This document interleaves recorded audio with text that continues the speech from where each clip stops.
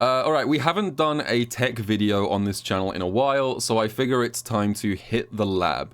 And I've got some useful tech for you guys today that almost every character in this game can utilize, but some do benefit from this more than others. So generally there's 3 categories for how useful this tech is for each character, and I've split it up into these 3 groups. So number 1, the characters that can use this tech the best are JP, Aki, Dalsim, and Blanca, but slightly less than the others. Then there's group number 2, which is good users of this tech, but not as good as those ones I just mentioned, which is any character with an invincible EX reversal, and ideally the more invincible frames the EX reversal has, the better. And then there's the final group, which I'm going to list as like situational usage of the tech, which is everyone else. So if you are not one of those characters that I mentioned and you don't have an EXDP, you can still use this tech, but it might be a bit more situational. Anyway, before I get into it, please hit that subscribe button. It really helps me out, and let's get on with the video.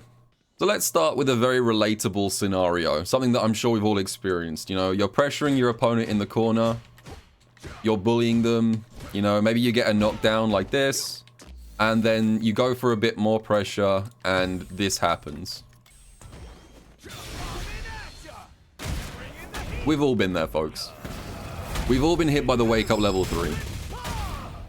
If I was below about 35-40% health, you might just lose the round instantly in this scenario. But what if I told you guys there is a way to pressure your opponent on wake up while still being able to counter most wake up supers? The answer is the number 11. So what the hell am I talking about? So what you will need to perform this tech is you will need a plus 11 situation. This is the magic number you are looking for to take advantage of this tech. So for example with Ryu, an example of a plus 11 situation is if you land Ryu's sweep and then you whiff stand medium kick, you can see there that I'm plus 11 on knockdown. Once you have found a plus 11 situation like this, what you want to do is drive rush at your opponent into a immediate 4-frame light.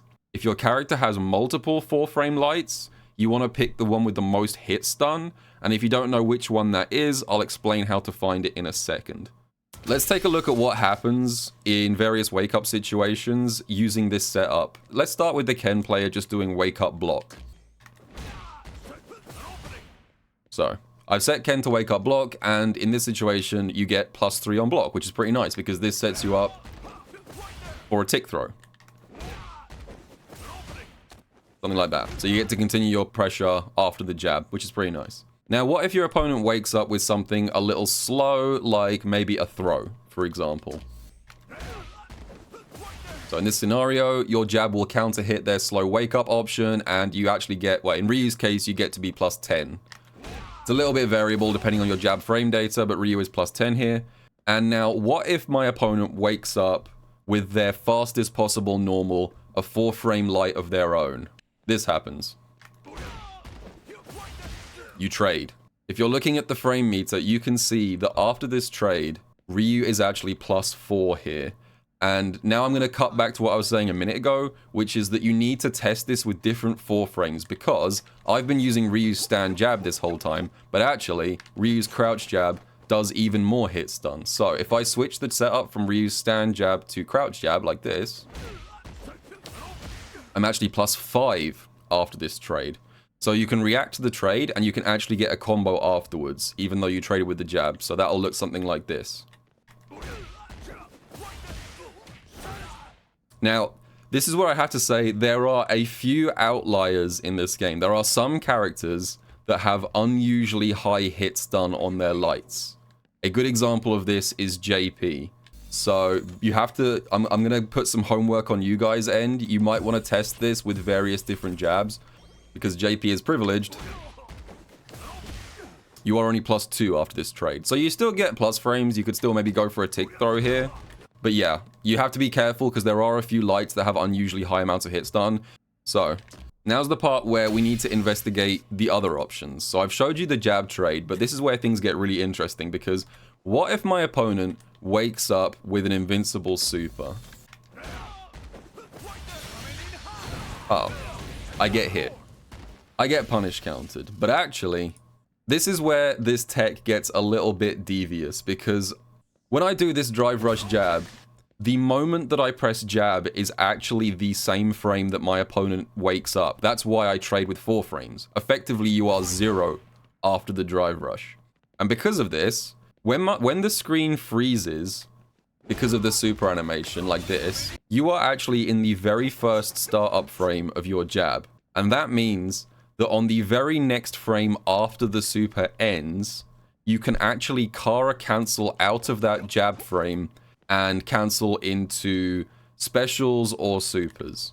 And what you can do with this is you can use an invincible move of your own to out-invincible the super. So, as an example with Ryu, I'm going to use EXDP here. So I cancel the jab into EXDP and beat Ken's super. So I am completely immune right here to Ken's level 1. You just wait until you see the super flash, and then you just input EXDP, and you Kara cancel into it. Now, that's pretty nice. But once again, this is where a lot of character variance comes in, and once again, I'm going to need you guys to do a bit of your own homework with your own characters. And if you're thinking, well, I don't have a DP, so what can I do here? Keep in mind that you can Kara cancel the 4-frame light into a super of your own, and you can overwhelm the other super with one that has more invincibility frames. So as an example, let's do Lily. So Lily's plus 11 setup is sweep into forward dash. This is also plus 11. And since Lily does not have an invincible DP, what she has to do to take advantage of this is Kara cancel her 4-frame, which is her stand light kick, into her super, like this.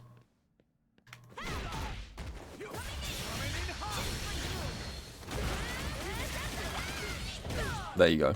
If Ken wakes up with 4-frame, if he mashes on wake up, this happens. You get the trade, and in Lily's case, she's actually plus 6 after this trade. So she's plus enough to do, like, I think stand jab works here. So similar to how I mentioned that JP's jab has unusually high hit stun, it's also worth mentioning there are a few supers in this game that have unusually high amounts of invulnerability that are ones to watch out for when using this tech. So one example of that is Terry's level 2. So Terry's level 2 is actually fully invincible for, I believe, 17 frames, which is a lot more than most supers in this game. So if you try and do this against something like Terry level 2, there is a chance that Terry's level 2 will just beat yours even though he did his first, like this.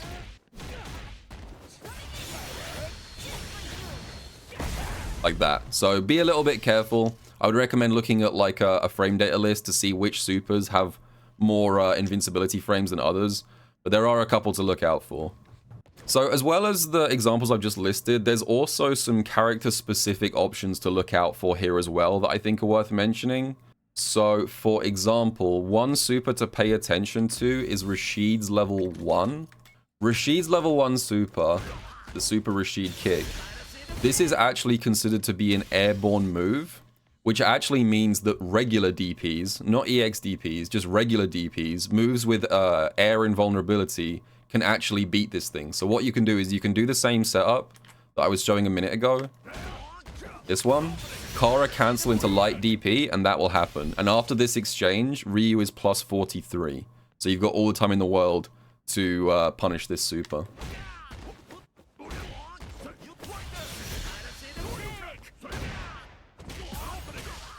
You can do whatever you want here. That's pretty cool, right? Another way you can integrate this in a character-specific way is if you have a projectile super and your opponent did a wake-up level 1. So, for example, with Ed, you can get a plus 11 knockdown by doing forward throw into whiff jab, I believe.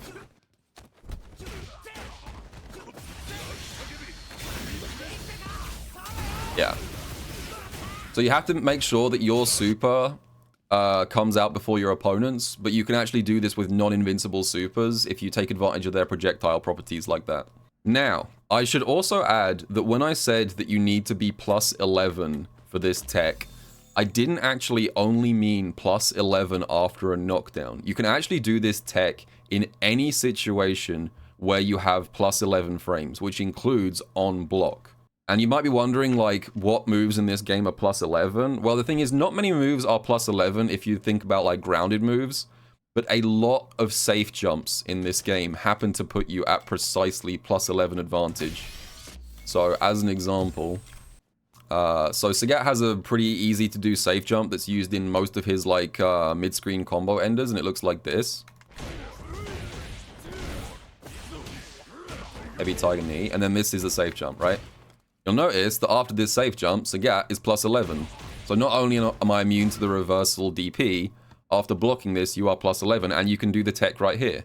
So if we put this all together, and I do drive rush jab after the safe jump with Sagat, even if my opponent does a super in that gap, this will happen.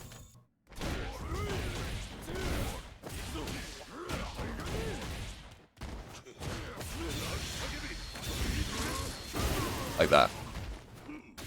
So it covers a lot of options in this scenario. And like I said, plus 11 is actually a very common amount of plus frames to get on safe jumps. So for example, so as you can see here, Aki is plus 11 after her safe jump. And also, so you can see here, JP's safe jump off medium spin, also a plus 11 situation. So get creative with it. There are a lot of moves in this game that can put you plus 11. Like, there's even some things that you might not even expect that can add up to plus 11. So if you have a move that is, for whatever reason, plus 3 on block, like Ryu's wonderful forward heavy punch, if I drive rush into this move, I get plus 4 frames, which makes this plus 7. And if my opponent is in burnout, I get another plus 4 frames. So if Ryu has a burned out opponent and he does drive rush forward heavy punch, this also is plus 11 on block. So Ryu could actually do this tech in the middle of this string. You could do drive rush forward fierce into drive rush jab, and this would actually work against the tech. So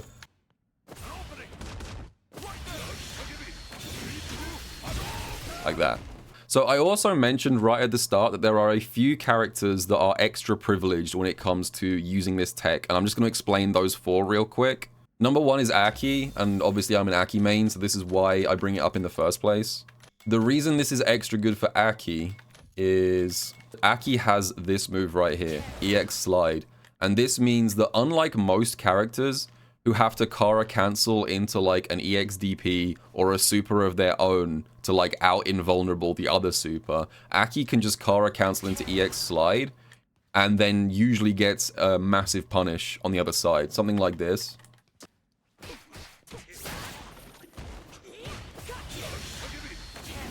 So yeah, Aki can do that, which is extra privileged. The other reason that I think Aki is one of the best users of this tech also is that her stand light kick has some of the highest hit stun of any 4-frame light in this game. So if I trade with a jab here on the same setup, she's usually plus 5 or even plus 6, sometimes even higher than that. Depends on the jab. So with Bison, for example,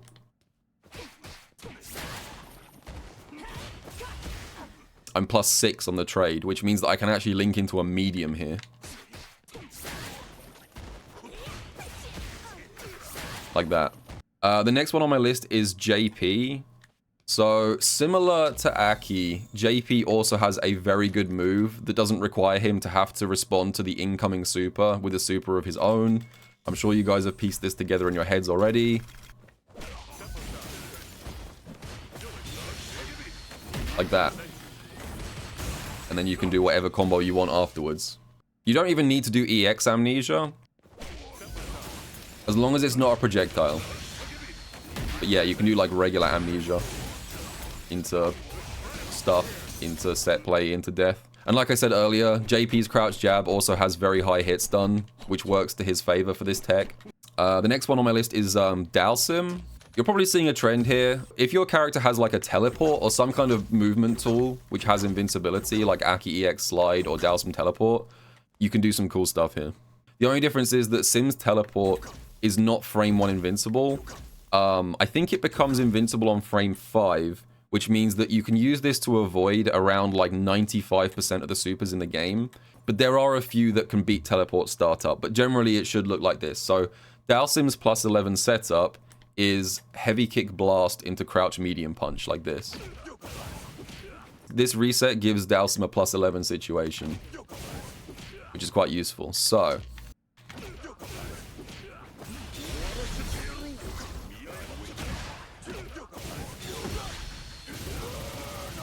like that. And the final example of the outlier characters I mentioned is Blanka. And Blanka also has an evasive option that you can use here, which is he can Kara cancel into his hop. So I think Blanka gets plus 11 with sweep into stand light kick. Yeah. Yeah. You do have enough time to punish usually, even after the hop. Okay, lastly, I just want to finish by covering the things that this tech doesn't beat. There are a few things that I need to mention that will actually beat this setup. So, number one, although this beats supers, it does not beat regular invincible reversals like an EXDP. So, like that. So that's one way to counter this. Another is perfect parry, just simply because this is a strike. It's perfect parryable like any strike should be. Yeah, you're also vulnerable to wake up perfect parry if you do this tech. And the last thing to mention, and this is very important, I actually didn't know this until I started researching this tech, so be very careful here. This tech does not work against any of the 3 main command grab supers. And I knew it wouldn't work against Zangief because, like, Zangief's super is instantaneous. But what I didn't realize until I was recording this is that this doesn't work against even the slow command grab supers, like Lily and Manon, for example.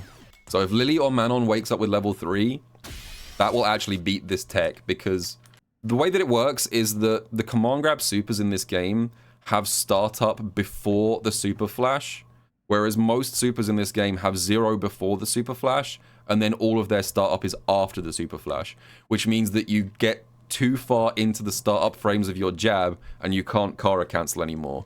So if you try and do it against these characters, this will happen. So even though this is actually not an instantaneous command grab, this is actually a punish on this tech because of the fact that it has startup before the super flash.